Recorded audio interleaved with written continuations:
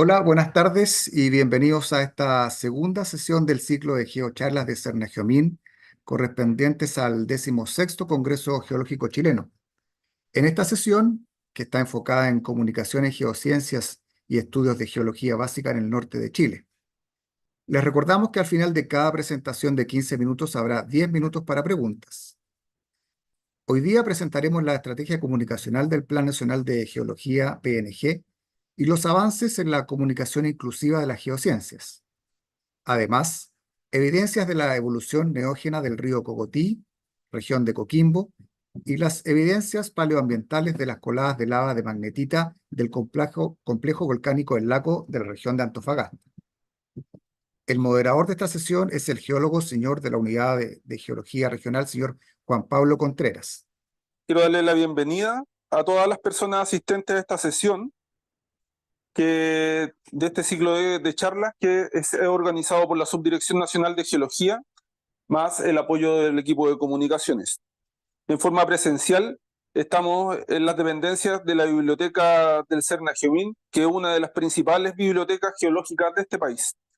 Y saludo también a aquellos que están de modo virtual por Zoom y por el YouTube institucional. Comenzaremos esta segunda sesión de las geocharlas de Cernagiomín con la primera invitada, la señorita geóloga Daniela Villela Olavarría. Daniela ingresó al Cernagiomín en el año 2017 a la Unidad de Recursos Minerales y se desempeña en la Unidad de Geología Regional del Departamento de Geología General desde hace 6 años. Sus áreas de especialización e interés son la geología regional, geología estructural y estratigrafía. Sus proyectos actuales son la Carta Geológica Los Vilos y Yapel de la región de Coquimbo, escala 1/100.000, y el Plan Comunicacional del Plan Nacional de Geología. Hoy nos viene a presentar el Plan Nacional de Geología abre sus puertas a la comunidad con la nueva estrategia comunicacional. Daniela, muy bienvenida a esta segunda sesión de las geocharlas de Cernagiomín. Muchas gracias, Esteban y Juan Pablo, y muchas gracias a los organizadores de esta instancia. Ahora yo les voy a contar un poco lo que fue mi charla en el Congreso del año pasado, donde fuimos a exponer lo que llevamos ya algunos 2 o 3 años trabajando como Plan Nacional de Geología, un grupo en el que estamos tratando de abrir nuestras puertas a la comunidad, dar a conocer nuestro trabajo, la importancia y el impacto que tiene, además de enseñar y educar sobre temas geológicos. ¿Está bien? Sí. Este grupo que hemos trabajado, los comunicacionistas, nos decimos, está compuesto por 12 personas que están ahí, y también les voy a presentar a nuestros nuevos amigos, que son 2 personajes que creamos para todo este programa, que son Pedro Salvatierra, el geólogo, y Ágata Miyakura. Los van a ir viendo a lo largo de la presentación. ¿Se demora un poquito? ¿Pasa? Bueno, para empezar, la mayoría conoce que el Plan Nacional de Geología es una iniciativa programática del Estado de Chile que busca dotar de información geológica, geocientífica, al Estado de información de todo el territorio chileno. Tenemos 3 líneas principales: la de geología básica, la de geoquímica y la de geofísica. En estas 3 líneas vamos trabajando, levantando distintos productos, mapas, bases de datos que se van publicando periódicamente. Este programa llevaba desde el año 2011, el Plan Nacional de Geología. Empezó y nuestro principal usuario había sido la academia y, por otro lado, la industria, principalmente minera, que consultaba los mapas y distintas bases de datos. Pero nosotros ya, a más de 10 años del inicio del programa, empezamos a preguntarnos, ¿nos estará faltando algo? Juan Pablo, parece que no me pasa este. Uno más, por favor. Ahí está Pedro Salvatierra diciendo, ¿nos estará faltando algo? Y conversando entre colegas, llegamos a la idea de que nos faltaba que nuestros productos llegaran también a la comunidad, a estudiantes, a autoridades locales, a municipalidades. Faltaba abrir nuestras puertas y también, no era solo decir hacemos mapas geológicos, había que empezar desde enseñar conceptos geológicos para entender su importancia y así pasar a entender los productos. Ahora sí funciona. Pues así entonces como nació el plan comunicacional del Plan Nacional de Geología, Y es esta estrategia que busca acercar nuestro conocimiento a la comunidad. ¿Cómo lo hicimos? A través de 5 líneas de acción. Pues, la primera fue crear una página web. No teníamos página web como Plan Nacional de Geología. Esto se creó. Además, asociado a esta página web, creamos un blog de noticias y un newsletter que se manda periódicamente a los suscritos. Un programa de publicaciones para las redes sociales. Y, número 4, contenido audiovisual, que ese fue el más fructífero. Ahí lo van a ver. Y por último, participación presencial en ferias, geotours y actividades en colegio. Ese aún nos falta avanzar un poco más. Entonces, el primero fue la creación de la página web, plannacionalgeología.cernagiomin.cl. Ahí está el código si alguien quiere acceder. En esta página nos presentamos como Plan Nacional, el Departamento de Geología Regional, sus distintas unidades. También pueden acceder a ver quiénes son los profesionales que trabajan, el perfil profesional de cada uno. Las unidades técnicas, como son Geología Regional, Geofísica y Geoquímica, además de Paleontología, la sala de microscopios, el programa de Geología Marina y el equipo de analistas SIC, que también son parte del departamento. En la página también pusimos a disposición del público los proyectos en los que estamos trabajando actualmente, así que uno puede acceder a ver quiénes son los profesionales que están trabajando, la fundamentación del estudio, cuándo se va a publicar, para que las personas puedan saber qué esperar, en qué estamos trabajando, que se sepa lo que estamos. Y además, los productos también están disponibles, todos los productos que se han ido sacando, y con link de acceso a la tienda, donde además ahora está disponible su descarga gratuita. Eso es una novedad que es importante considerar. También la página tiene un geovisor donde se puede consultar dónde está, las distintas cartas de geología básica, escala 1/100.000 que ha desarrollado el plan, consultar el área, consultar quiénes son los autores y el link también a la tienda con la descarga gratuita. Después pasamos a el blog y newsletter. Aquí estamos periódicamente subiendo noticias de nuestro quehacer, celebraciones, también participación en congresos, algunas notas, algunos comentarios, ferias, material nuevo que generamos, etc. Ya, eso era la primera parte de la página web. Ahora pasemos a lo que preparamos para publicar en redes sociales. Esto también con apoyo de comunicaciones, porque ellos son los que tienen la vía de salida por el Instagram, el Twitter, el Facebook institucional. Aquí hicimos una serie de fotos geológicas que le llamamos. Aquí ponemos material, distinta información geológica. Pueden ser trabajando en terreno. El martillo geológico ha sido uno de los favoritos. Es simplemente una foto de martillo geológico y explicando para qué sirve, y tuvo muy buena recibida del público. Otras fotos en terreno y también a veces afloramientos y una explicación de qué es lo que se ve en este afloramiento. Pero por otro lado, conmemoraciones de fechas especiales como el Día del Geólogo, el Día de la Tierra, el Día de la Mujer. Tratamos de preparar algún video, alguna información entretenida. Y noticias como participación en ferias, en congresos. Eso. Ya. Este cuarto punto es el que fue más fructífero, porque también trabajamos con apoyo de una consultora externa que tenían diseñadores, animadores, y en conjunto creativo entre nosotros que preparamos el contenido y ellos que hicieron la parte más artística, surgieron hartos contenidos bien ricos.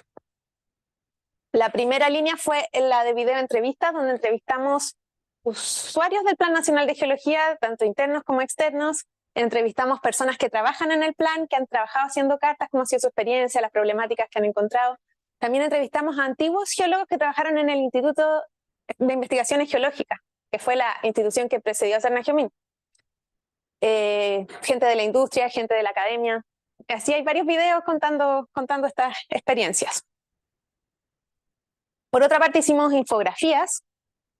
Esta es la favorita del público, Anatomía de una geóloga, que ahí muestra a una geóloga con todo su EPP y su equipo de trabajo, qué es lo que tienen que llevar.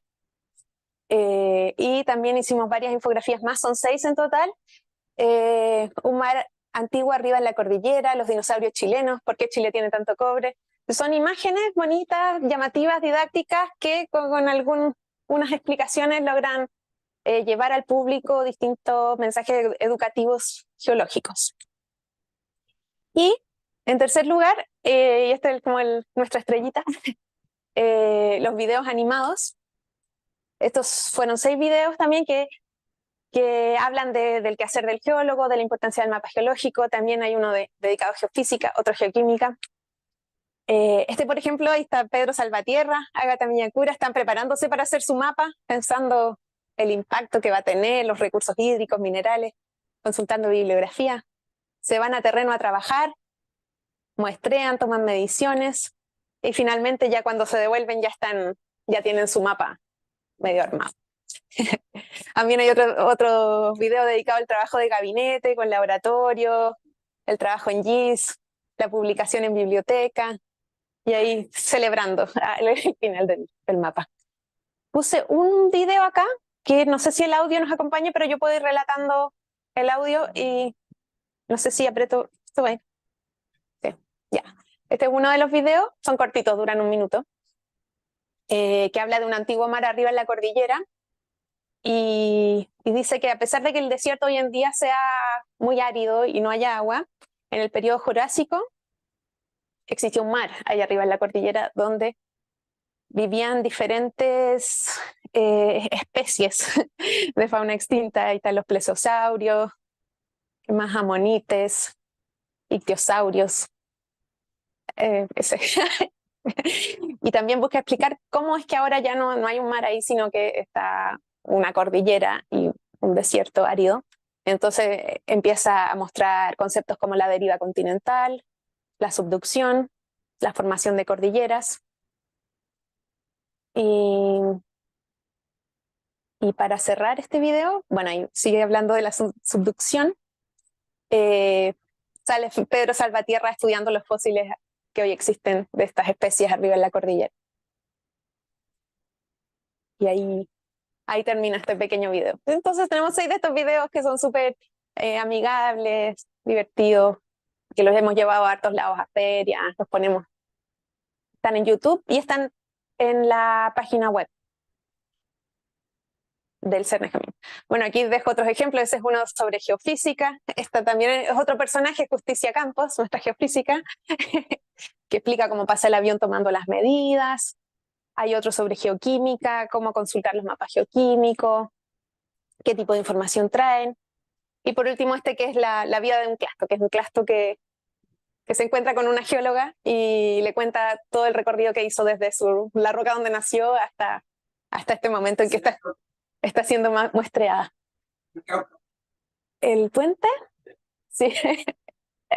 Toda coincidencia con realidad. No, toda semejanza con la realidad es mera coincidencia. Bueno, y por último tenemos la Feria de Geología. Aquí igual nos falta bastante por avanzar, pero hemos podido participar en algunas. Estas las organiza el Departamento de Geología Aplicada y invita a toda la Subdirección Nacional de Geología, y nosotros como Plan Nacional hemos llevado distintas actividades. Esta es una feria en el Cerro Santa Lucía en el 2022, donde se pueden ver ahí, imprimimos nuestras infografías en grande. Estaba el stand inclusivo, que es el de dinosaurios, que es de lo que les va a hablar Natalia en un rato más. Stand de rocas y de minerales. Y también el año siguiente, el 2023, en la Feria de la Geodiversidad del MIN, avanzamos un poco más, llevamos más stand, con más información. Personas del plan prepararon una maqueta de modelos análogos para enseñar la deformación de las rocas. Hicimos un mapa geológico de Chile grande con distintos animalitos de fauna extinta hechos de papel, rocas y minerales, estas colecciones de distintos tamaños de grano para tocar, para estimular los distintos sentidos al explorar la geología. Y bueno, ¿qué hemos obtenido desde que empezamos esto, que fue el 2021? Hasta ahora, nuestra página web tiene más de 40.000 usuarios, 115.000 visitas. Del público que nos visita tienen entre 18 y 34 años, o sea, o son estudiantes o son profesionales que están comenzando su carrera. Y no solo nos visitan desde Chile, sino que de Perú, México, Argentina y Estados Unidos también hay un público interesado en lo que estamos haciendo. Por lado de las redes sociales, tenemos más de 90.000 reproducciones en Instagram, 27.000 likes. Y ahora todo se mide en likes, entonces cuando tenemos muchos likes es porque nos fue bien o llegó a muchas personas. y 9.500 reproducciones en YouTube. Dicho todo esto, y con mucho cariño a todo lo que hemos estado haciendo, pensamos qué desafíos nos vienen a futuro con todo este proyecto.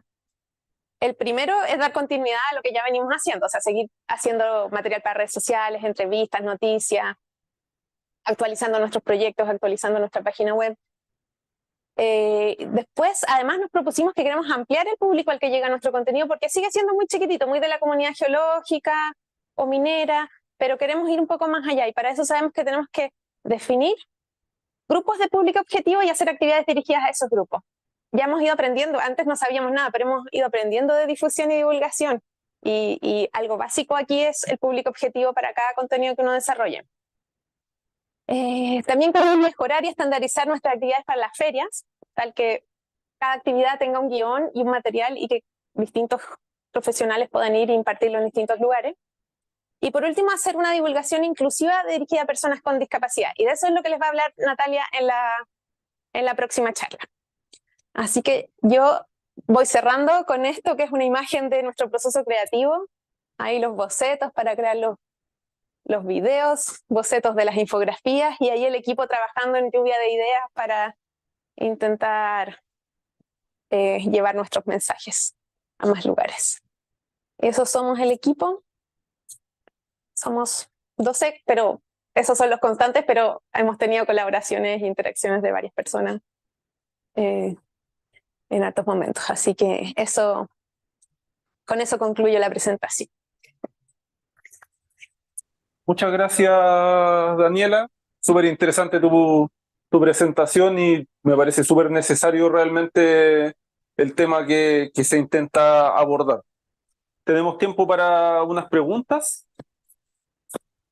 José Antonio Naranjo. Ya. Bueno, felicitaciones, muy bonita exposición. Debo reconocer, dentro de la mucha ignorancia, desconocimiento grande de esto, y una reflexión, idea que creo que sería súper interesante, porque está toda la geología. Yo creo que a lo mejor vale la pena, como idea, quizás ir separando en enfoques. Minería, lo mismo, pero solo en minería, por ejemplo. Peligros, que es súper necesario, sobre todo peligro primero que minería. Yo creo que es quizá una buena idea proyectar esto en una forma de comunicación que es vital, y de esta manera, es realmente extraordinario. Y a lo mejor con ideas específicas o con puntos específicos puede tener más llegada, incluso, sobre todo en la gente joven o los niños. ¿Vale? ¿Estás? Sí, sí, gracias. ¿Entienden la? Sí, gracias por el comentario. Sí, nosotros nos pasó que cuando empezamos con esto fue como queremos comunicarlo todo. Queremos hablar de fósiles, de geopatrimonio, de peligros, de fallas, de tectónica, del Jurásico, del Paleozoico, de minería. Y son tantos contenidos que a veces sí, quizás nos sobreemocionamos y en realidad necesitamos pausar, ordenarlo bien, separarlo en cajitas y hacer actividades a un público y con un contenido bien acotado para que la comunicación sea más efectiva. Así que sí, vamos, en esa línea estamos ahora, pensando en avanzar. Muchas gracias. Sí, más que pregunta, como comentario de que es súper interesante y es algo que igual entre pasillos siempre hemos querido hacer hasta que ustedes lo concretaron, de comunicar nuestra labor, y también, no sé, la sensación que tenemos como profesionales también es que en la población en general se desconocen muchos temas de la geología. Entonces, y tampoco hay muchos medios en los que se divulgue de geología. Y como servicio encuentro fundamental de que como tomemos esta labor nuestra, porque ya somos el servicio, digamos, somos los representantes oficiales del Estado en estos temas. Entonces, nada, encuentro súper, además de interesante, porque abre un mundo nuevo que en general los profesionales, ya sean nosotros o en general, yo creo en todos los rubros, tendemos a encerrarnos en los conocimientos específicos y desconocemos un poco la comunicación y lo necesario que es transmitir esto a la demás gente, porque si no tiene que pasar un terremoto, cualquier tragedia, para que aparezcamos, digamos, salgamos al tema público y recién ahí como que dejamos a la labor de los medios en general que ellos vean y hagan como según sus líneas editoriales o lo que sea, transmitan lo que quieran transmitir, que no necesariamente es como lo más óptimo, quizás, desde el punto de vista del conocimiento general. Entonces, encuentro muy buena la labor y ojalá que sí, continúe. Hola, gracias por la presentación. Tengo una pregunta. ¿Esto está dirigido más o menos a qué nivel? ¿A nivel de colegios, a nivel de educación media, universitario o todo público en general? Hay distintos tipos de contenidos para distintos públicos. Por ejemplo, nuestra página web, nuestros productos y proyectos, eso va más bien dirigido a la comunidad geológica, que están consultando nuestros mapas, los usuarios de nuestros productos.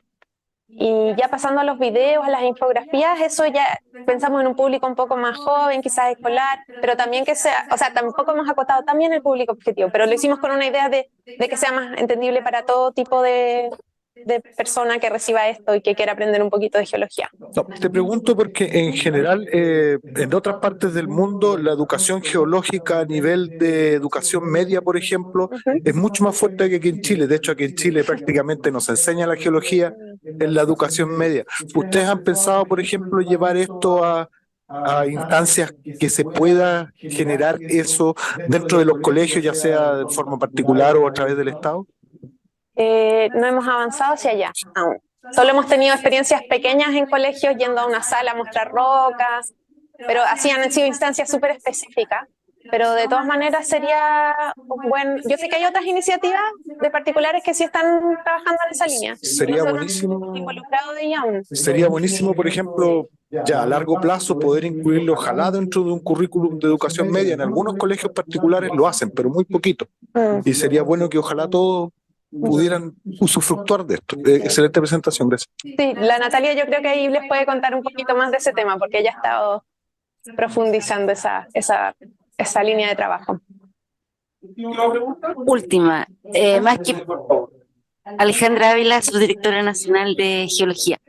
Oye, felicitaciones, muy buena la charla y aquí hay un esfuerzo notable porque es mucha la demanda y son pocos los recursos, así que felicito al grupo de trabajo y tanto a los geólogos como al área de comunicaciones. Y la imagen que estamos viendo ahora es bella en términos de diagrama, iluminación, colores y la geología que podemos ver ahí. Esto está en una etapa de desarrollo y así yo lo veo, o sea, el potencial es súper amplio y nosotros como servicios geológicos, subdirección, tenemos la obligación de difundir porque estamos en un proceso de cambio, incluso lo que son los eventos geológicos, ¿no? Los peligros, más que nunca. Y tenemos que ir hacia el Ministerio de Educación a entregar esto. Es nuestra obligación, en la medida en que nosotros sabemos el rol que tenemos, hay que hacerlo. Y la invitación, el llamado es conectarnos con los otros grupos de trabajo, sobre todo asociados a geología aplicada, pero de alguna manera entender que la geología aplicada no se puede hacer sin la geología básica, ¿no es cierto? Están súper relacionados. Y eso, felicitar la iniciativa, el marco es, la presentación está, el impulso muy bien hecho, así que muy bien. Hay que seguir, hay que potenciar y apoyar aún más. Gracias. Esperemos que sí. Sí, claro, la idea es trabajar con geología aplicada como subdirección. No nació en el plan, pero esperemos que en algún momento tengamos algo comunitario. Continuamos entonces con la segunda charla de esta segunda sesión. A continuación vamos a invitar a la geóloga, doctora en ciencias, Natalia Astudillo Leighton. Natalia Astudillo ingresó al Senaciomin en el año 2012 a la Unidad de Recursos Minerales y actualmente se desempeña en la Unidad de Geología Regional del Departamento de Geología General. Ha realizado cartas geológicas tanto en el norte como en el centro-sur de Chile y además trabaja en temas relativos a la inclusión y a la diversidad en las geociencias. Hoy nos viene a presentar Comunicación Inclusiva en las Geociencias, el derecho al saber. Natalia Astudillo, muy buenas tardes y bienvenida a esta segunda sesión. Buenas tardes a todos. Como ya señaló Esteban, esta presentación reúne mucho del esfuerzo que estamos realizando como plan comunicacional y esfuerzos también personales asociados al cómo de alguna forma nosotros transmitimos las geociencias a todos, pero un todo amplio, un todo que incluye a todo el mundo, que sea la geología hacia todos. Esto se enmarca un poco en la ley 20.422 de accesibilidad universal, la que fue promulgada el 10 de febrero del 2010, en la cual involucra conceptos como plena inclusión social, aseguran el disfrute de derechos y eliminan cualquier forma de discriminación para las personas. Para su cumplimiento tiene que haber participación activa de todo el mundo, se tienen que cumplir derechos, ver la sociedad, sus necesidades, valorar la diversidad, el reconocimiento de las personas y del ser social. Y eso es necesario y se considera necesario para el desarrollo del progreso y del país. Y para la aplicación de esta ley se debe dar cumplimiento a un principio de vía independiente, accesibilidad universal, diseño universal, intersectorialidad, participación y diálogo social. Muchas de estas palabras son súper importantes para nosotros como servicio público respecto a cómo estamos entregando nuestra información.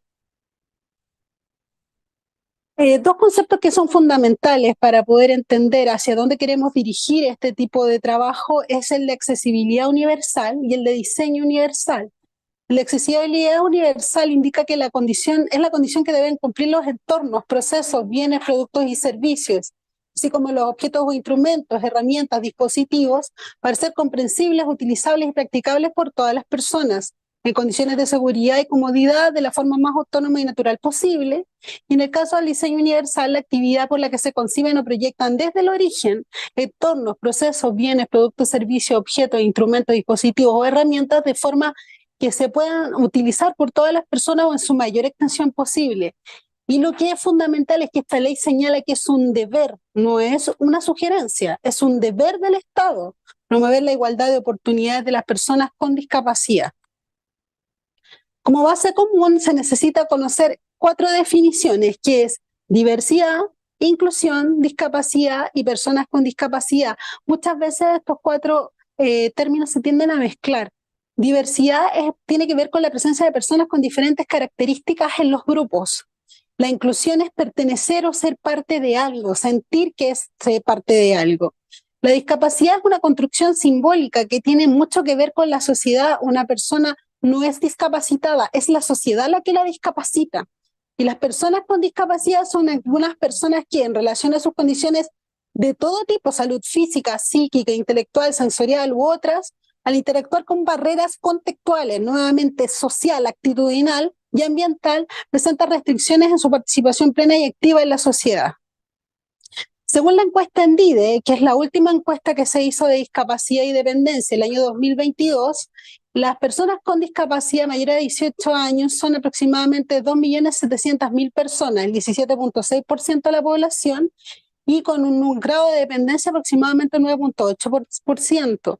Y en ese grupo, entre ese grupo, tenemos que las personas entre 2 y 17 años que tienen situación en discapacidad son aproximadamente 587.709 personas.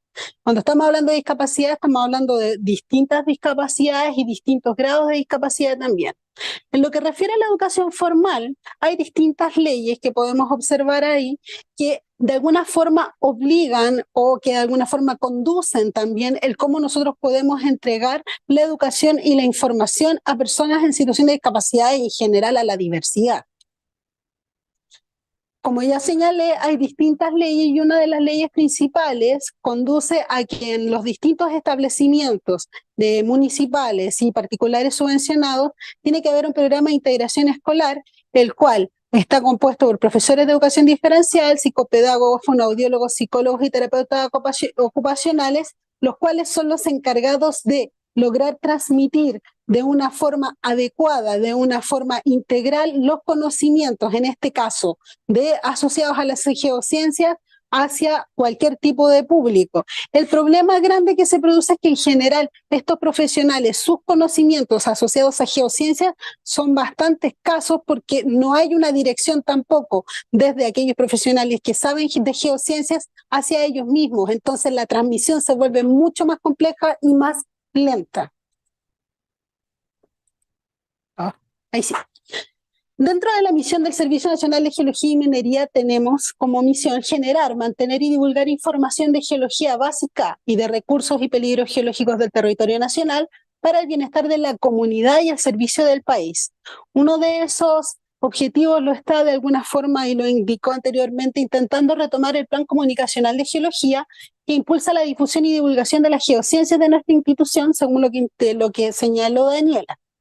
Una de las ideas de este plan fue justamente, bajo el alero de este plan, desarrollar algunas temáticas y algunas iniciativas dirigidas hacia la diversidad, específicamente a la discapacidad, en función de desarrollar contenidos y organizar actividades para la comunidad geológica y pública objetivos diversos, bajo el seudónimo del proyecto denominado Geología y Discapacidad.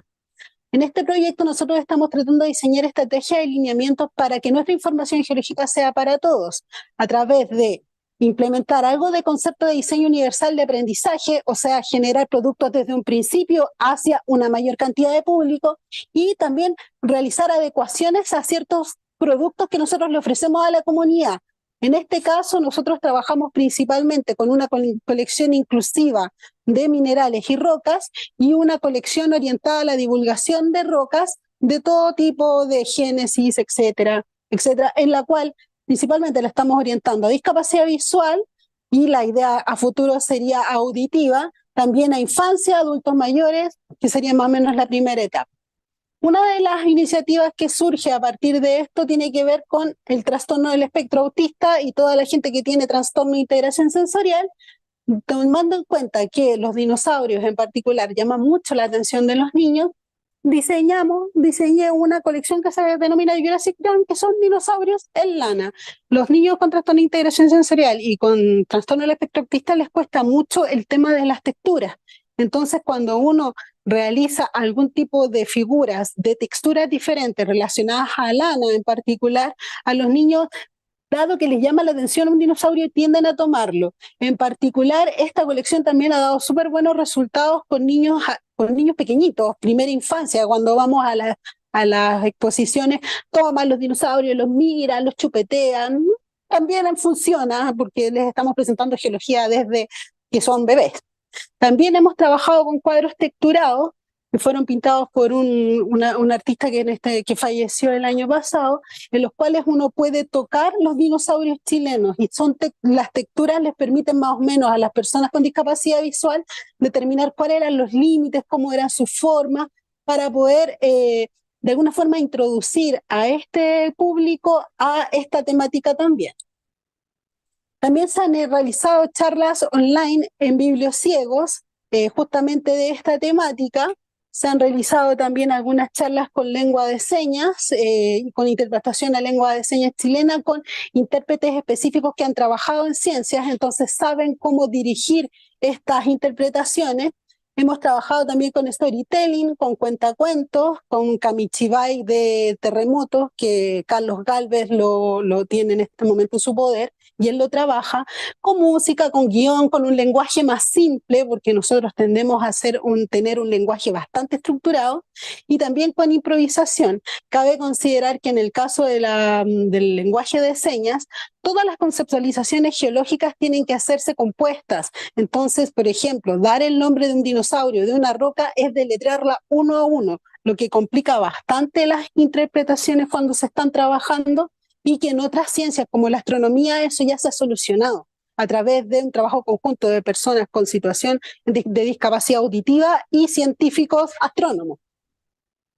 Dentro de las iniciativas que hemos realizado también fue la infografía de dinosaurios chilenos introducir un poquito de diseño universal de aprendizaje. También estamos generando una maqueta que ya está generada, pero nos falta subir el QR a la página web. Tenemos un cuento que se llama Bienvenido al Parque Jurásico Chileno, con un público objetivo que en ese momento era mayor a 8 años, pero al final lo terminamos dando hasta para niños de 5 años, en el cual tenemos con música, con figuras, contamos, hacemos viajes, nos movemos, improvisamos, que es más o menos lo que podemos ver ahí, que hicimos en el mismo. También se pueden utilizar otras líneas de acción, por ejemplo, en algunos geoparques se está trabajando a través de la desconceptualización de la divulgación a un contexto territorial, pero no territorial como territorio areal, geográfico, sino como un territorio que considera todas las componentes, las personas, las culturas, las diversidades, la memoria histórica, etcétera. En este caso, nosotros también podemos utilizar hemos logrado utilizar dentro del plan comunicacional algunos conceptos asociados a esta línea temática que es el turismo sensorial, que es justamente tocar las cosas, poder sentirlas, poder probarlas, poder olerlas, y en eso nos ayudan mucho las características diagnósticas de los minerales, que tienen mucho que ver también con esta parte sensorial. También podríamos eventualmente realizar algunos convenios de alianzas con algunas cosas que ya se han hecho en esta temática, como las rutas accesibles de CONAF, que además de tener accesibilidad física, en algunos casos también tienen accesibilidad a textos en braille, etcétera. Algunos geositios que ya son inclusivos, como por ejemplo la Portada de Antofagasta, algunas zonas en Pirque. Hay una aplicación georreferenciada, que esto en particular es súper interesante en Europa, en España, en un trabajo mancomunado con Grecia, en los cuales una persona ciega llega a un geositio y se activa un sensor de ubicación y le empieza a explicar todo lo que se supone que se observa en ese geositio. También hay que trabajar en lo que tiene que ver con señalética inclusiva. Nosotros como geólogos, pues en particular los geólogos que trabajan en volcanismo, tienen que vincularse más con la parte del de la ExoNemi, que se me olvidó, Senapred, porque efectivamente este tipo de carteles no están dirigidos hacia la diversidad y la vulnerabilidad de las personas en situación de discapacidad y algunas diversidades, como son los niños y los adultos mayores, bajo el concepto de un desastre, de algún desastre socionatural, es grande. Y un cartel así, encontrarse en un cartel así cuando hay una emergencia, yo creo que puede ser súper chocante. También nosotros en particular hemos desarrollado algunas charlas y videos también recogiendo algunas iniciativas que se han realizado en esta temática, como son el Cuéntame una Geohistoria, que es una historia muy bonita que también ahora se está dando en NTV. Hay geología en lengua de señas, que nosotros también queremos recoger eso y estamos realizando maquetas al respecto, etcétera. Y finalmente, a modo de discusión, las estrategias de inclusión son muchas y es un trabajo súper transdisciplinario. Hay que aprender mucho, hay que saber de educación, saber cómo son los currículums de los colegios, saber cómo dirigir la información, determinar bien hacia qué públicos objetivos estamos apuntando. Los geocientistas no somos dueños de la verdad, solo tenemos una parte o una interpretación de la misma. Las personas en situación de discapacidad y todos los grupos diversos, una de las cosas que plantean, por ejemplo, la comunidad LGBTQ+, también las personas adultos mayores, es que nada sobre nosotros sin nosotros. Nosotros no podemos hacer las cosas sin conocer, sin saber cuál es la opinión que tienen ellos, cuáles son sus propias necesidades, y nos queda harto por aprender, pero ya comenzamos. Creo que eso es bueno. Como reflexión final quiero poner esta historia, que es la de Gerard Vermeij. Él nace en Holanda, de niño se traslada a Estados Unidos, es un profesor de geología de la Universidad de California. Se graduó en Princeton y recibió su título de doctor en biología y geología en la Universidad de Yale. Estudió moluscos marinos, tanto fósiles como vivientes. En los años 80 escribió la hipótesis de la evolución por escalada, que plantea que la historia de la vida se caracteriza por el incremento de los riesgos biológicos, como la depredación y la competencia, por un lado, y por las respuestas adaptativas a dichos riesgos. Recibió la beca MacArthur y una medalla de la Academia Nacional de Ciencias de Estados Unidos, y él es ciego desde los 3 años. Los agradecimientos a todas las personas que hacen posible este trabajo. Y eso. Hola, Nancy. Muchas gracias por tu charla y también quiero felicitarte porque también la mayor parte de esto es iniciativa tuya, es parte de tu amor por lo que haces y por tu motivación y tu creatividad constante. Así que muchas felicitaciones. Y quería preguntarte de qué manera tú crees que como servicio podemos avanzar en esta línea, porque a veces es algo que va quedando de lado, como muy chiquitito y no lo priorizamos y creo que es muy importante, sería un aporte gigante crear ciertos, como tú has creado las colecciones de los dinosaurios de peluche, las colecciones sensoriales de rocas. ¿Cómo podemos hacer que esto crezca dentro del servicio? ¿Cómo formalizarlo? Eh, A ver, yo creo que ahí hay un tema que es súper importante, que es en el momento de que se ponga en valor la divulgación, que yo creo que es lo más básico, partir con un tema de cuánto nosotros le divulgamos a la ciudadanía, vamos a lograr de alguna forma comprender que la ciudadanía no es solo un grupo específico, sino que la ciudadanía son todos. Entonces, efectivamente, cuando nosotros hacemos un proyecto de divulgación, que es lo que, por ejemplo, se está haciendo ahora en ANID y en algunos proyectos de divulgación que son externos fuera, se pide que se haga algún tipo de iniciativa que esté dirigida hacia la diversidad, sea hacia mujeres, sea hacia población indígena, sea hacia personas en situación de discapacidad. Y esto no es un trabajo es un trabajo lento, o sea, yo participo en un grupo que se llama Astronomía Inclusiva y los chicos de astronomía hace 20 años que están trabajando acerca de estas temáticas, entonces no es un trabajo que sea, no es un trabajo que es un poco contraintuitivo trabajar en esto. Uno siempre piensa que como la divulgación le gusta a todos les van a querer hacer esto y no es tan así.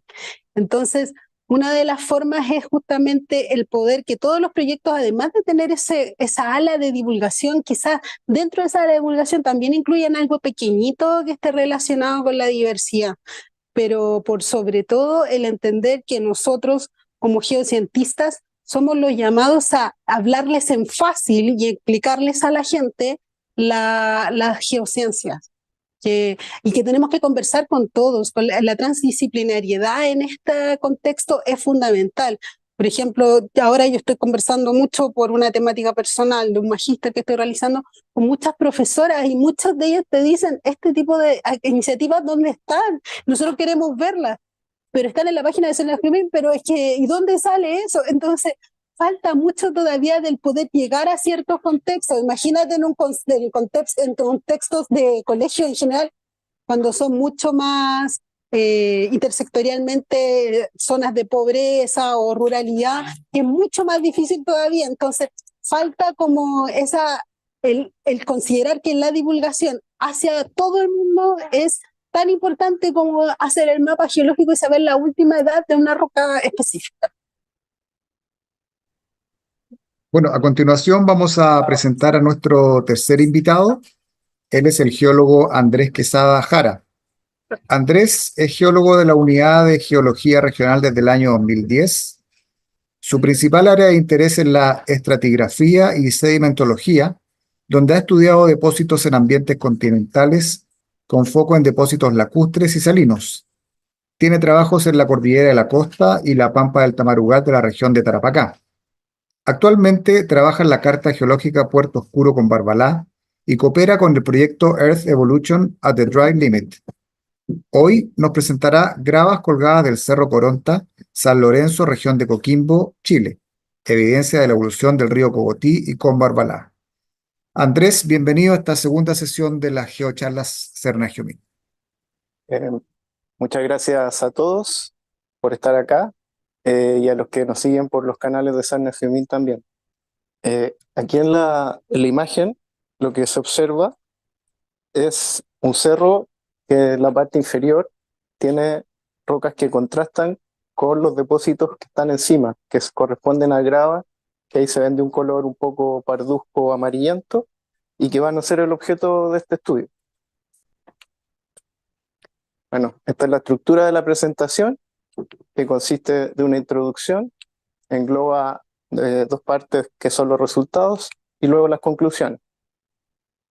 Bueno, como objetivo de este trabajo está mostrar las características de las gravas que les nombré anteriormente, que están sobre los cauces actuales de los ríos, varios metros sobre estos cauces, 170 metros por arriba de las altitudes de los cauces actuales.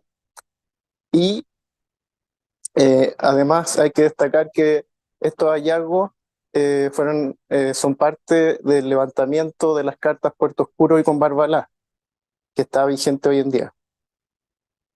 El área de estudio está en el Chile semiárido, en la región de Coquimbo, al norte de la localidad de Combarbalá. Y en la imagen se destacan los afloramientos de las gravas en polígonos de color verde. Además se pueden observar los cauces de los ríos Cogotí y Combarbalá y algunas superficies que están inclinadas hacia el este, que corresponden a techos de estratos del Cretácico inferior, de la formación Quebrada Marquesa, unidades que están descritas en la hoja Illapel y en la carta más reciente Ovalle Peña Blanca más al norte. Bueno, estas superficies se distinguen por su textura respecto de las rocas que están alrededor, las superficies de la grava. En general son más suaves, en cambio las rocas se ven más rugosas. Aquí no se nota mucho, pero están indicadas con las flechas rojas y además se adicionan los principales ríos que hay en la zona y las localidades que hay en la zona también. Ahora destacamos todos los afloramientos que pudimos identificar con fotogeología de estas gravas y vamos a hacer un zoom de esta zona que es la que hemos estudiado más, que es la que está en el cuadro rojo. Aquí ya se nota un poco más el contraste de estas superficies suaves respecto a las más rugosas de alrededor, son las que están encerradas en este caso en negro, y podemos hacer un cálculo con las diferencias de altura que hay entre las gravas y los cauces actuales de los ríos. Llegan hasta 170 metros de diferencia, como les había comentado. Otra característica de estas gravas es que disminuyen en altura de sur a norte, tal como hoy en día fluyen los ríos en la zona. Hicimos un pequeño esquema que es el que se muestra en la parte inferior del cuadro, que trazamos un perfil por donde hay gravas y trazamos una línea entre la punta de los cerros que están en los extremos del perfil y nos damos cuenta que la línea calza más o menos bien con la punta del cerro que está entre medio. O sea, si estas gravas podrían corresponder ser coetáneas y haber cubierto todo el relieve que se ve ahí presente. ¿Cómo lucen estas gravas en terreno? Como les mostraba al principio, se ven las texturas más suaves de las gravas, de colores más grises y amarillentos, porque crece más pasto también ahí, entonces el pasto seco le da ese color que contrasta con el rojo grisáceo de las unidades cretácicas. Ahí está trazada la separación. En otros sectores también se ven estas superficies planas y suaves, encerradas ahí por las líneas rojas o marcadas por las líneas rojas también. En ese caso están a ambos lados del río Cogotí, con la localidad, en la zona de la localidad de San Marcos. Un poco más al sur, también podemos ver la continuación de esta superficie a ambos lados del río y más de esta superficie hacia el sur.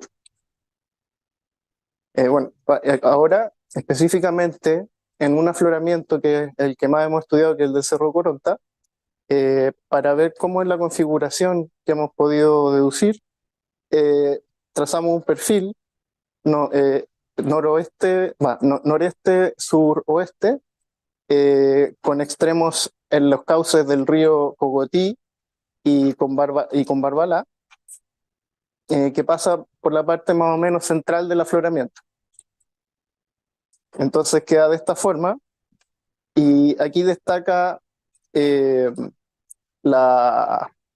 espesor de las gravas y a las alturas que está.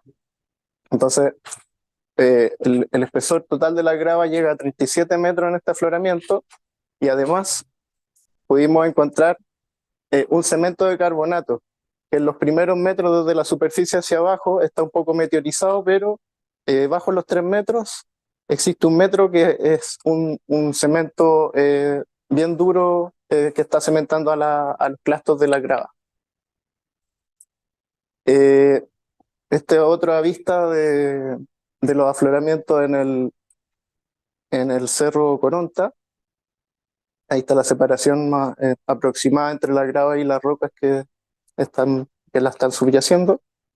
Y así es como se ve la superficie del cerro.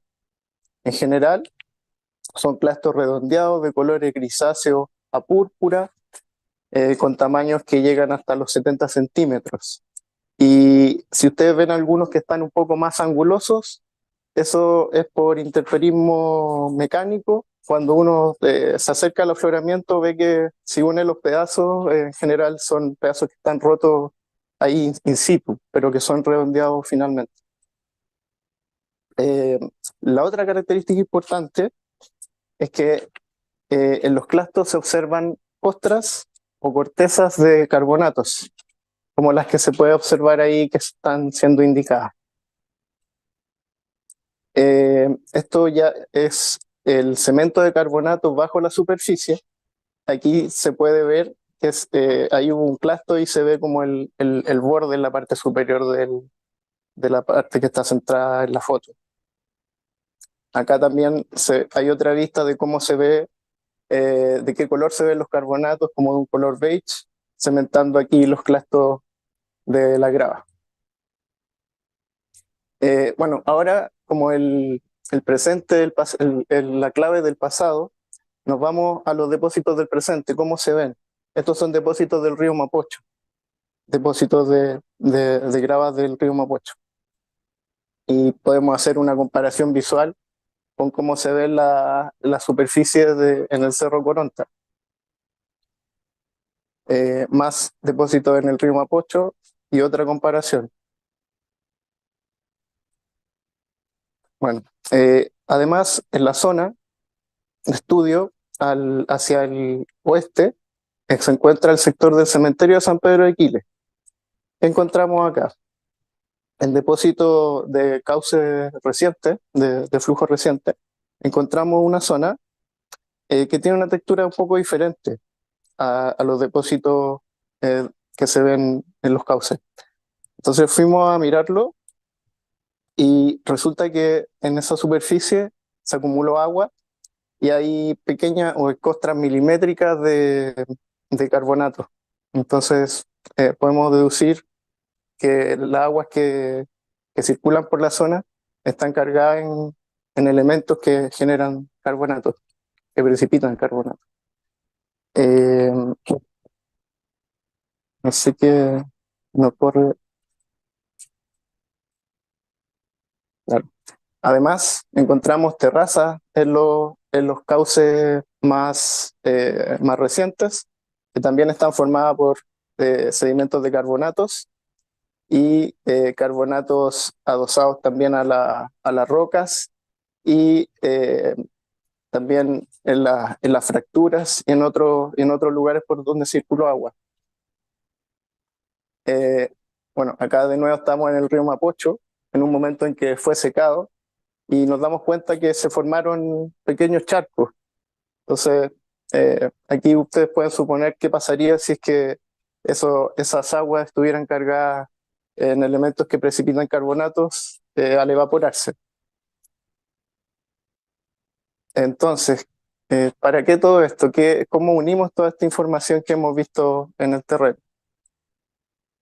Vamos a presentar un modelo evolutivo a partir de la información que parte con este cuadro, y lo que muestra es un paleorrelieve que fue modelado en un ambiente erosivo, que luego fue rellenado por material dejado por un paleorrío.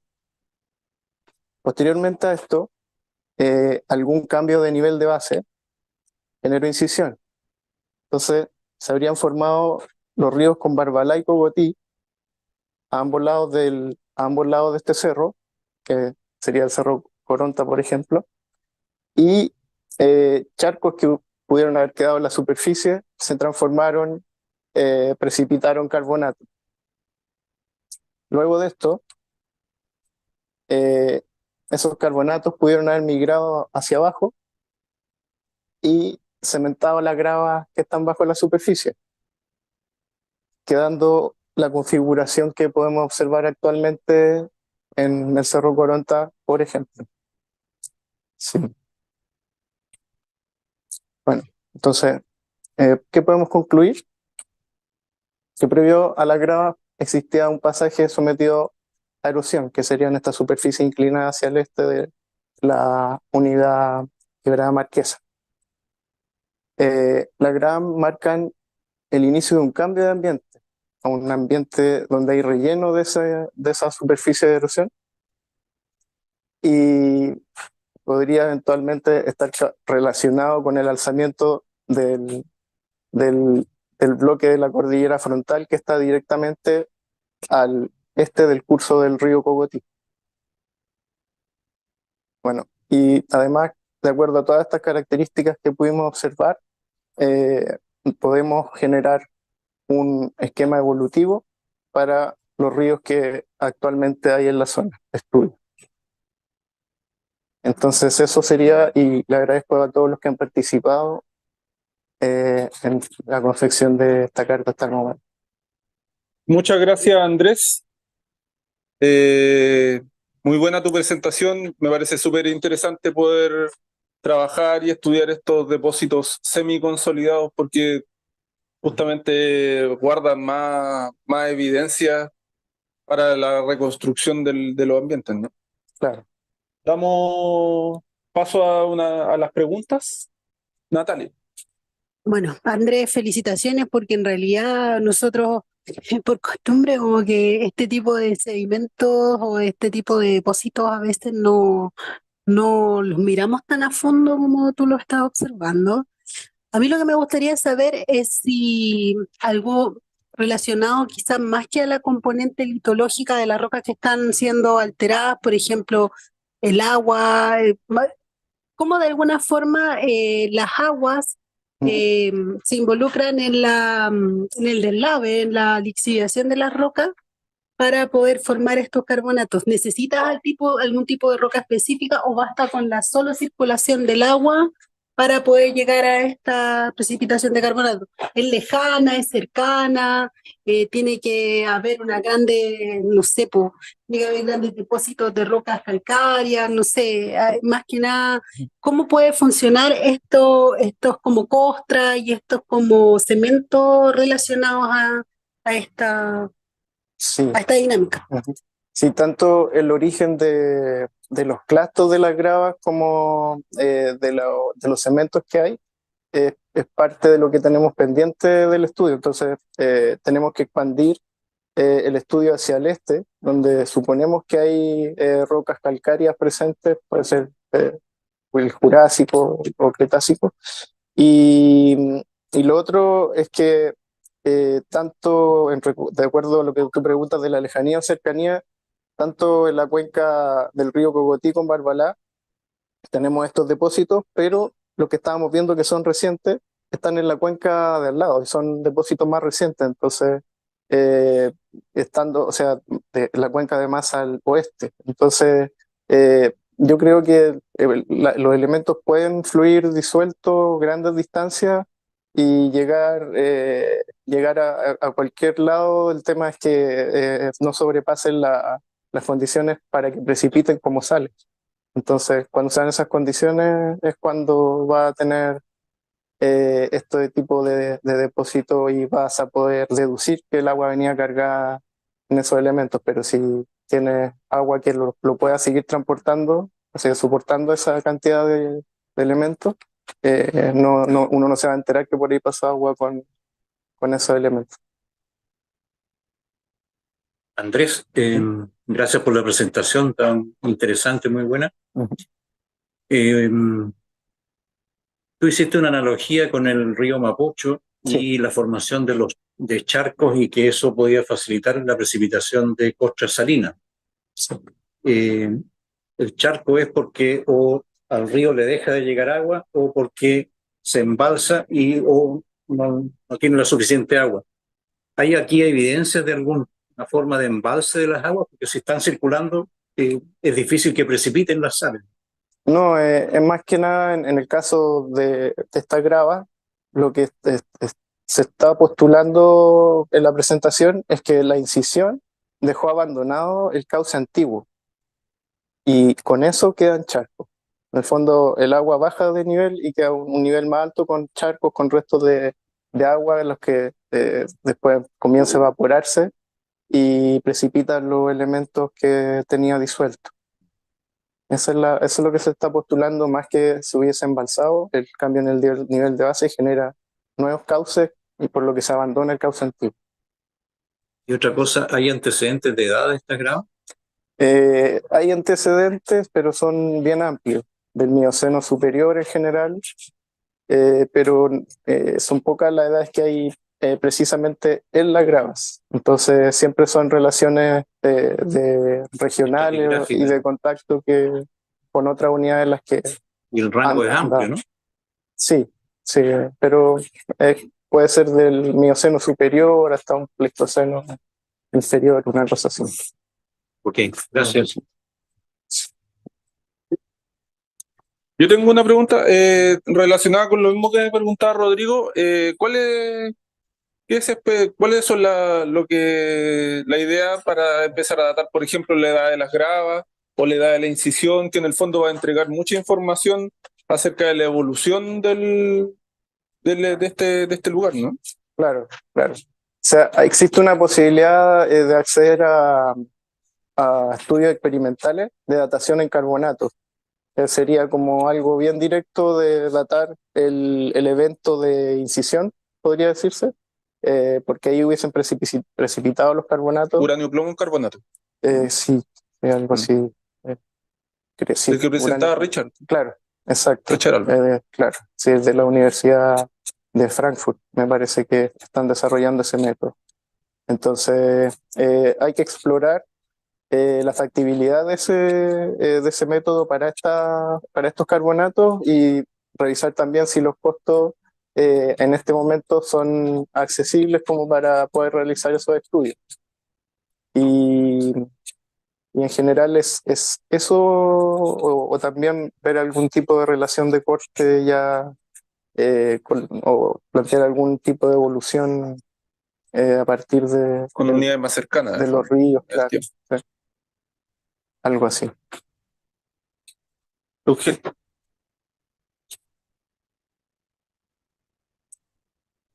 Hola Andrés, gracias por la presentación. Me recordó un estudio que se hizo hace tiempo sobre las gravas del Tesoro en el norte, que son bastante parecidas a lo que tú muestras ahí.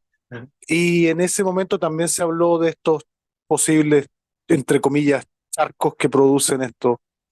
Pero en ese momento se hizo un estudio de paleoclima que básicamente involucra el clima, no incisiones. ¿Ustedes han pensado en esa posibilidad también, que no solo que cambien los niveles bases, sino que también es el clima el que está ayudando a la depositación de estas gravas?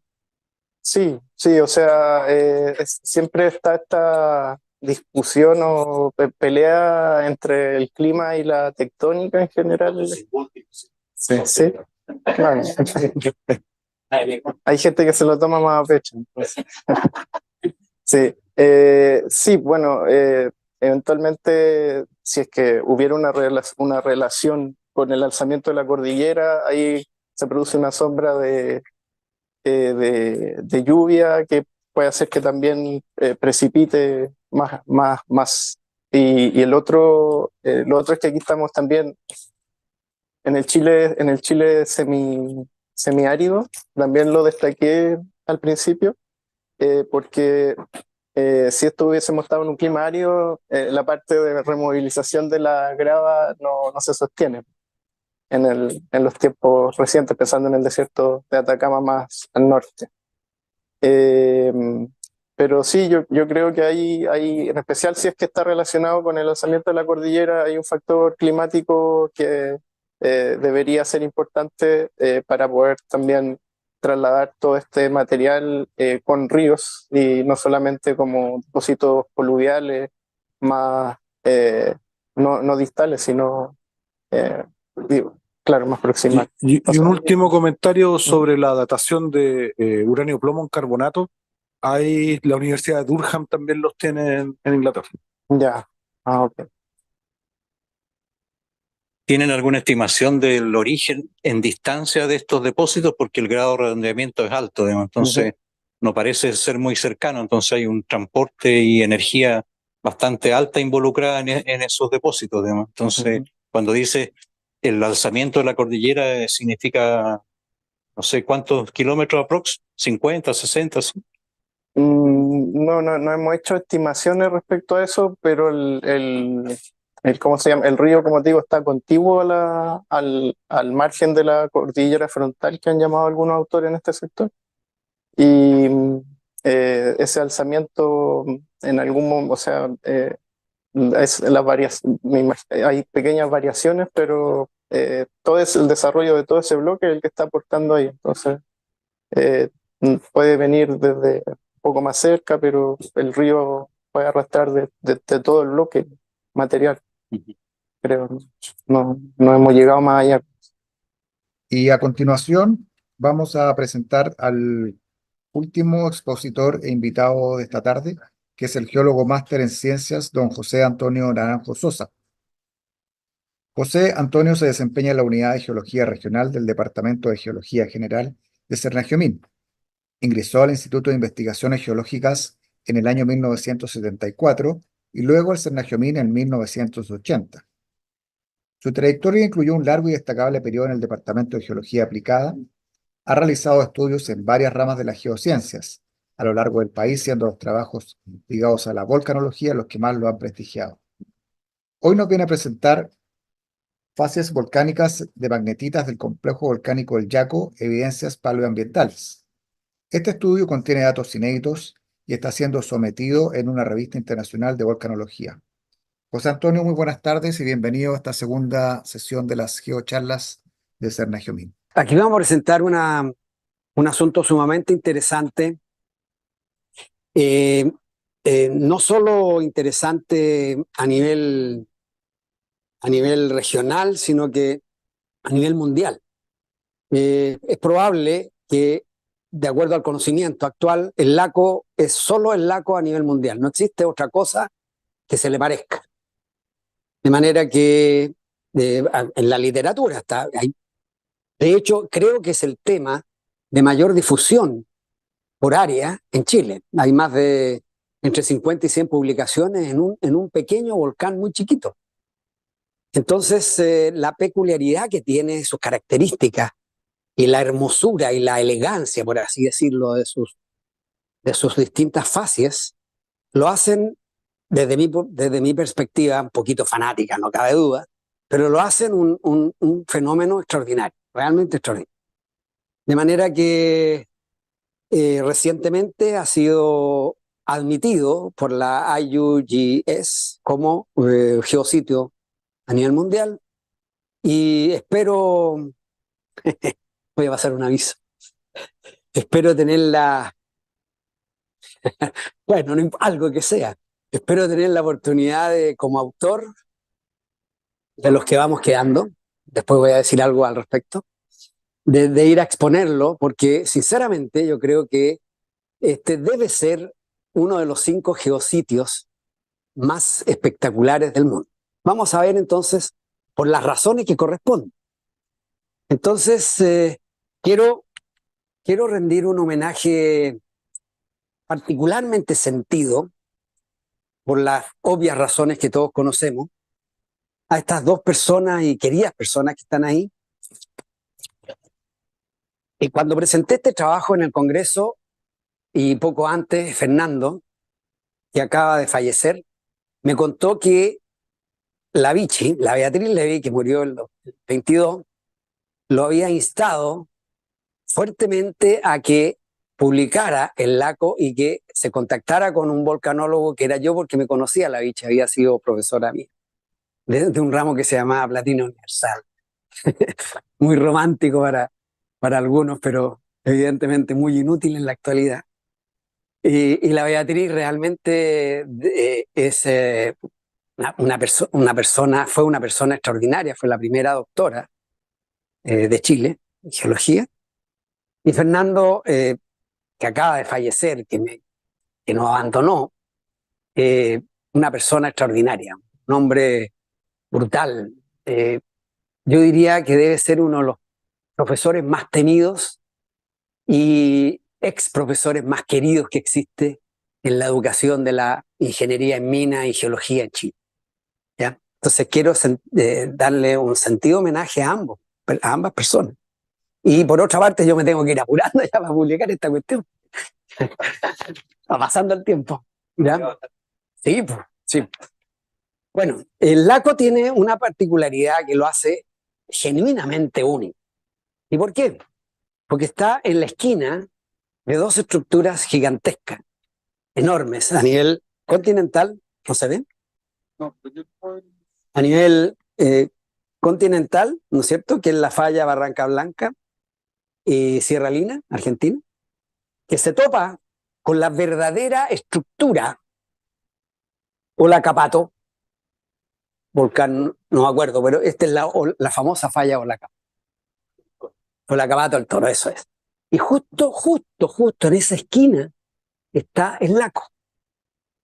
Entonces su ubicación no es aleatoria, es muy especial. Existen dos estructuras que se topan y allí permite que un magma de fierro pueda aflorar a la superficie y ser eruptado como un volcán. Más aún, en esa esquina hay una debilidad que apenas se alcanza a ver allí, que es la falla del LACO, una estructura que tiene un salto del orden de los 200 metros y hace colapsar un volcán que está al norte.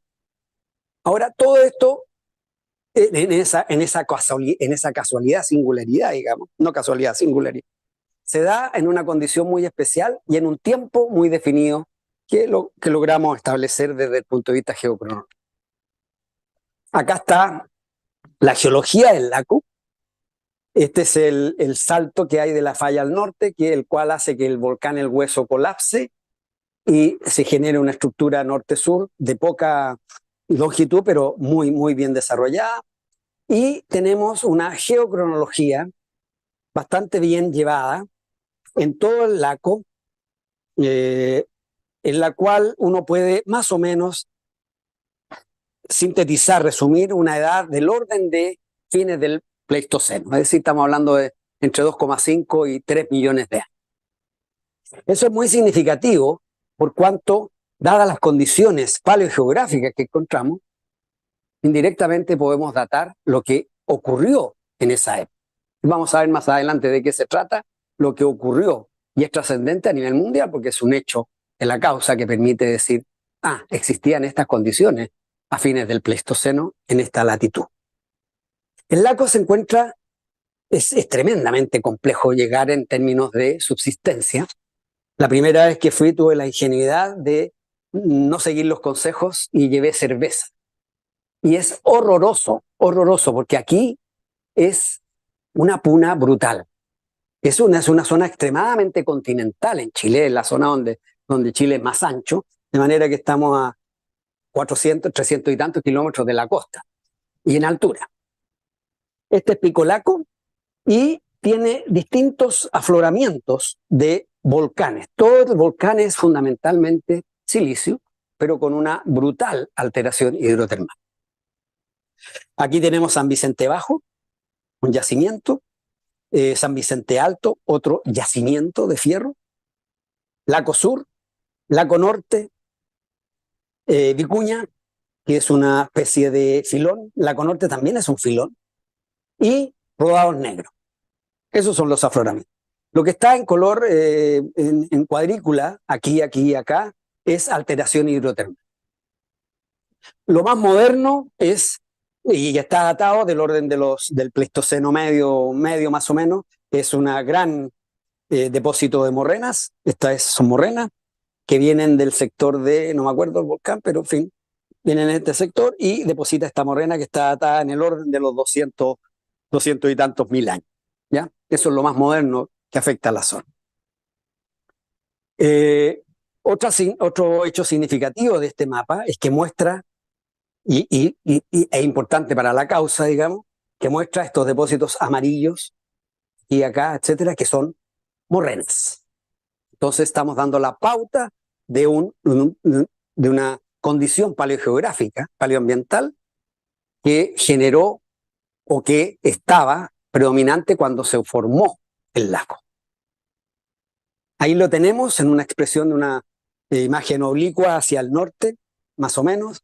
Vemos que es un volcán al lado de otro volcán mucho más moderno, del orden de los 200.000 años, mucho más moderno en comparación con esto, y vemos que existe una alta proporcionalidad de la alteración hidrotermal de la zona.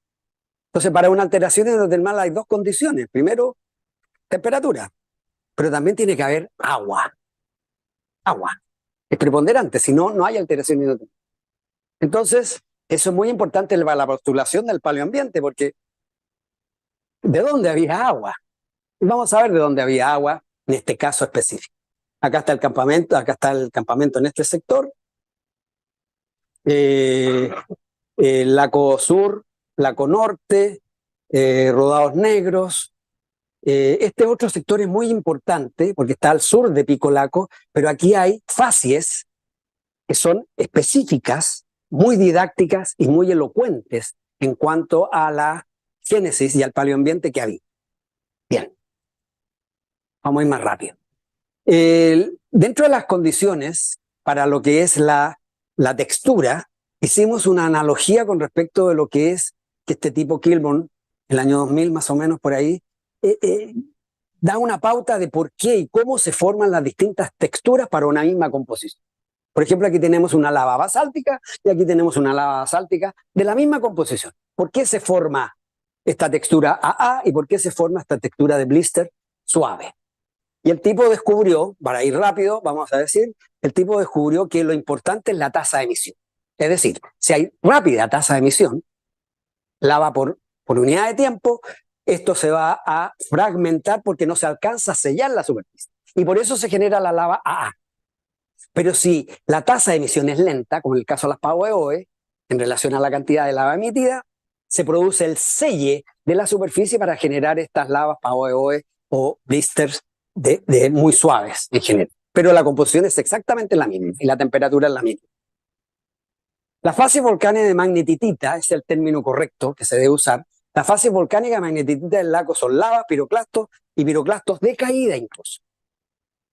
Aquí tenemos la muestra que tengo que ir a buscar, que muestra una andesita con una inclusión de magnetita de 1 a 2 centímetros de diámetro.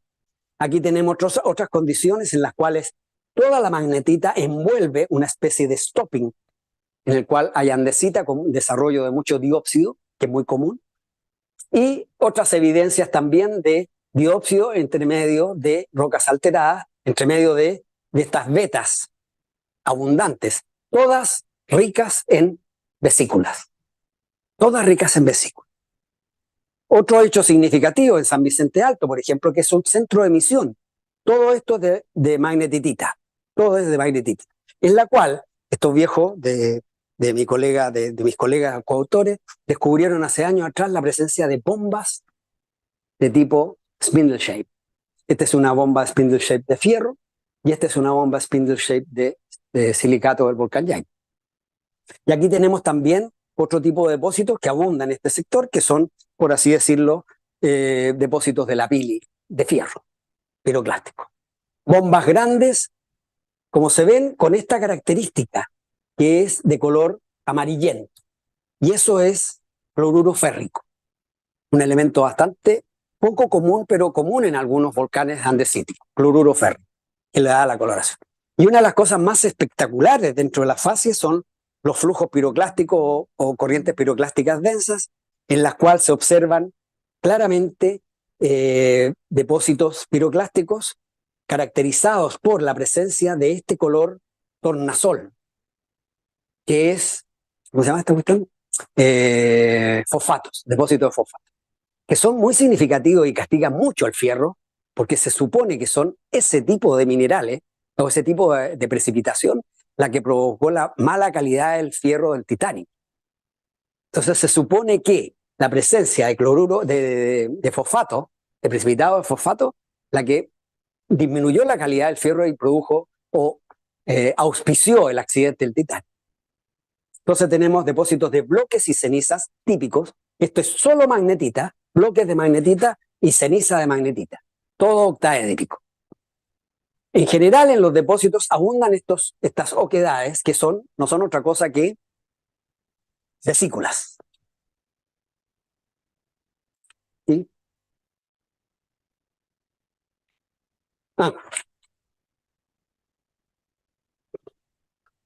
Estáis saboteando, tenéis que darme 3 minutos más. Eso es sabotaje.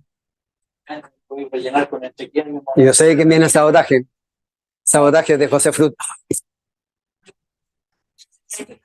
De las de cobre. Buena idea. ¿Paso rápido o qué?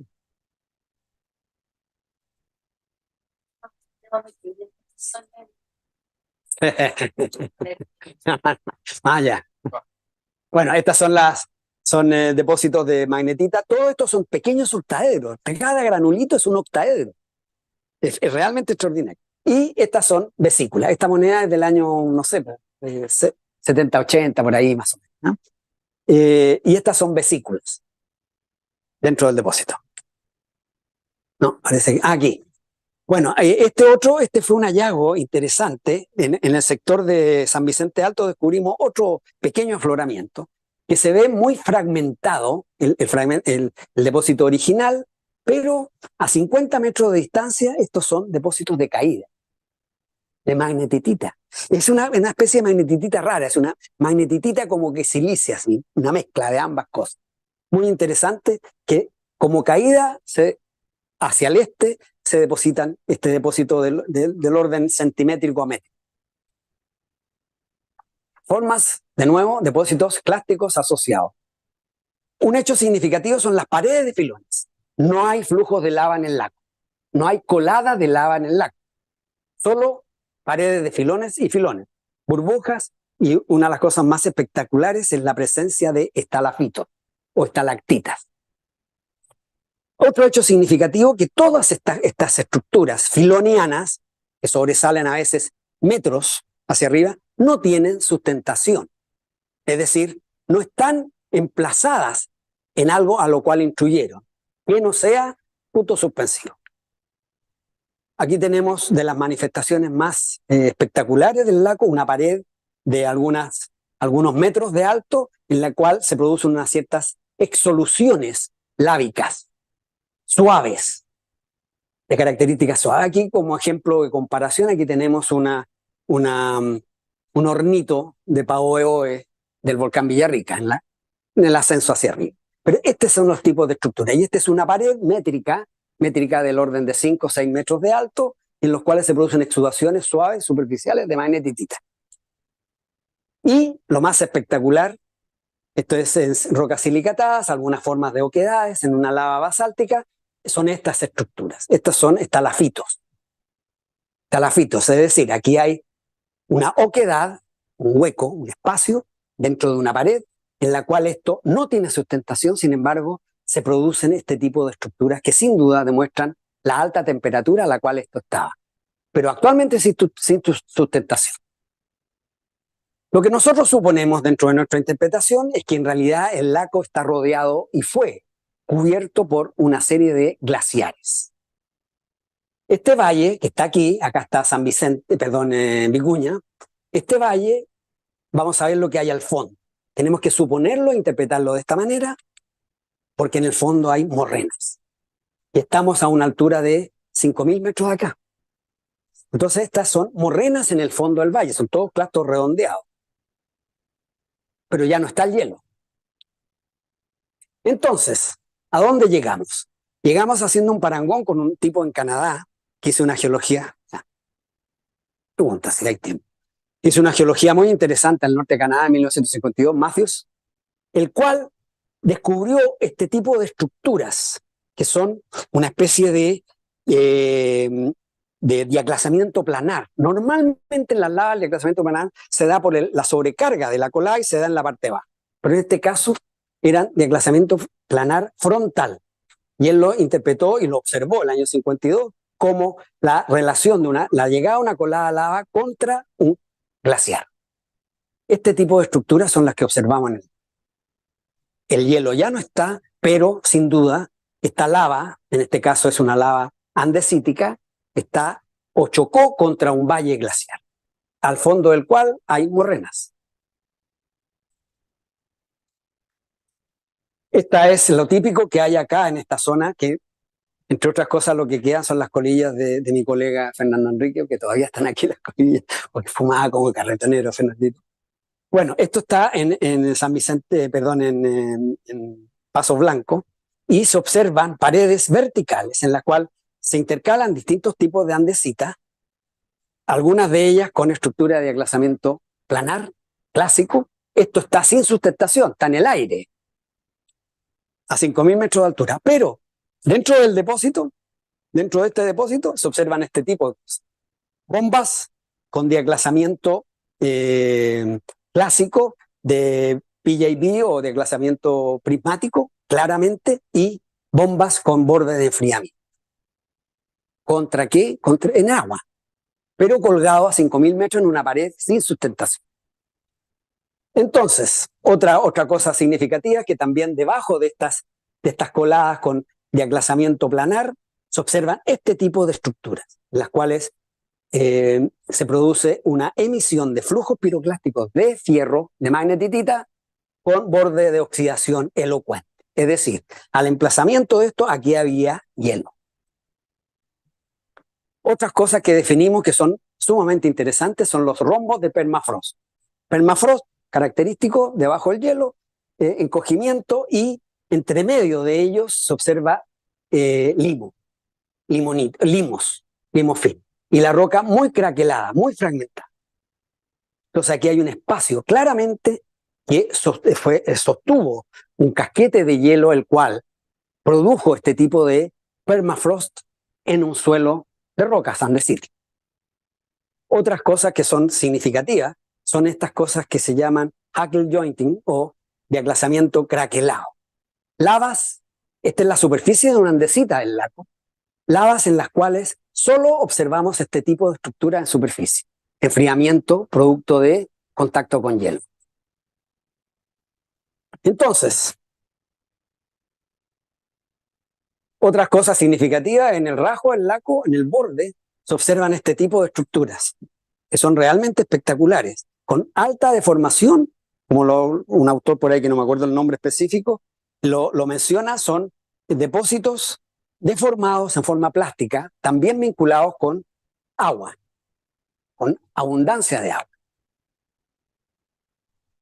Y cosas de este tipo, que son realmente espectaculares, las cuales predominan.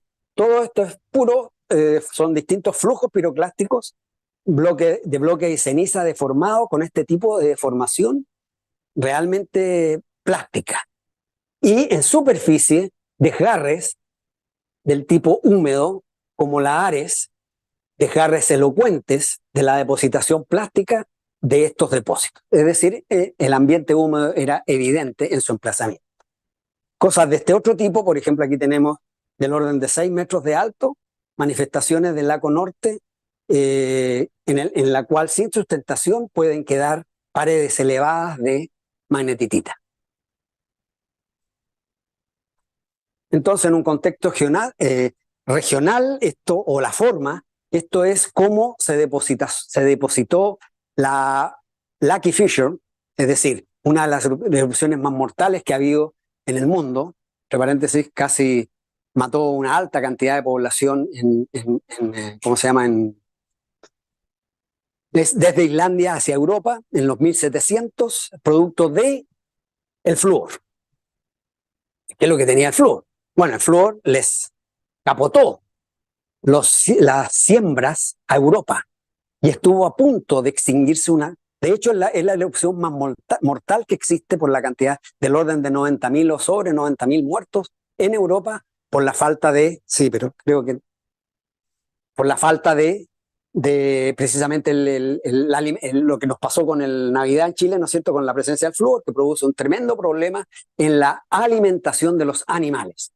Y Europa se salvó porque habían ya llegado a América y habían importado la papa. Si los europeos no hubiesen importado la papa, la cantidad de muertos en Europa por la erupción de la Lucky Fish, rica en flúor, habría sido tremendamente mayor. Las evidencias paleoambientales son evidentemente subglaciares. El magma de magnetitita se produce en origen, si a alguien le cabe alguna inquietud en la materia, por la inmisibilidad de líquido en una cámara magma. Todas las rocas tienen magnetita, todas. El problema es cómo lo logró tener y cómo pudo ascender ese magma de magnetita, que es bastante más pesado, más denso que el magma de andesita, cómo logra llegar a la superficie. Tenemos un modelo ahí que es la vesiculación o la alta presencia de gases de flúor precisamente como para poder producir el desequilibrio o el equilibrio para poder ascender esos. Y el modelo genético, lo más probable es que haya un modelo ortomagmático emplazado a través de estas estructuras conjugadas. Esas dos estructuras que mostramos al principio son conjugadas, es decir, hay un esfuerzo compresivo en una y por lo tanto una extensión en otra, lo que permitió que en esa coyuntura se formara el laco. Y este es nuestro modelo volcanológico geomorfológico paleoambiental. El volcán laco tiene distintos centros de emisión de magnetitita, con un pico laco que sobresale en cuanto a la andesita, no tiene coladas de lava y todos los depósitos que están aquí están probablemente emplazados en hielo. Más aún, en el caso específico del laco sur, ¿no es cierto?, o del laco norte, el emplazamiento no solo fue a través de la roca del volcán, sino que sobrepasó y fue rodeado por hielo. Es la única manera de poder explicar eso. Claro, el casquete de hielo. Entonces, el modelo final de interpretación es este. Es decir, el lago era un volcán que al Pleistoceno inferior estaba rodeado por estos valles radiales desde él con hielo. Es decir, la condición paleoambiental a fines del Pleistoceno en el norte de Chile, como lo demuestran otras zonas que estamos investigando, son precisamente en una condición de glaciación ancestral. Es decir, la Tierra no se está calentando importantemente ahora, se viene calentando desde hace mucho tiempo. Y eso es tarea nuestra como geólogos darlo a conocer. Probable que haya sido mucho más húmeda durante el Mioceno, por ejemplo. Pero esto es una demostración clara que por lo menos desde el Pleistoceno se está produciendo este fenómeno. Muchas gracias.